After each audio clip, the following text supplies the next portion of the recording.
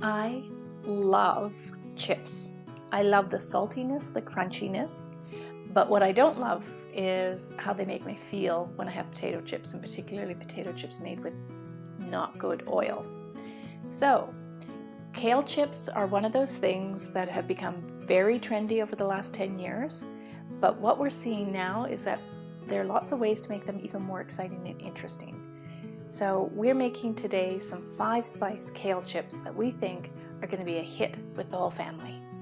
The first thing you're going to want to do is to take the leafy part off of the fibrous stem. So there's a few ways you can do it. You can just pull it off like Andy's doing here. I like to kind of string it along with my hands, but that could be a bit trickier. And they even have things you can buy, gadgets that will actually take it off for you.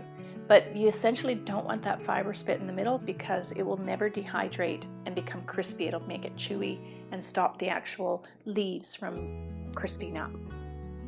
Once you've actually taken it off the stem, you want to break it into bite-sized pieces. Now remember, it's going to dehydrate into much smaller pieces than what you break it up as, sometimes up to 1/4 of the size.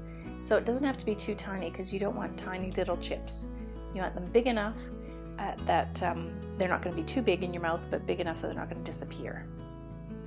And what you're going to do to start with is you're going to add in a teaspoon of 5-spice powder and a good sprinkling of salt. Remember, not too much salt because as it dehydrates, it gets super salty.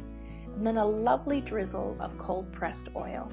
Now here's the part that you want to get your hands in. So give your hands a good wash, and you want to really make sure that every part of the leaf, back and front, is coated with the oil and the salt and the 5-spice, because any part that's not coated in the oil won't crisp up and will kind of get chewy when you're dehydrating it.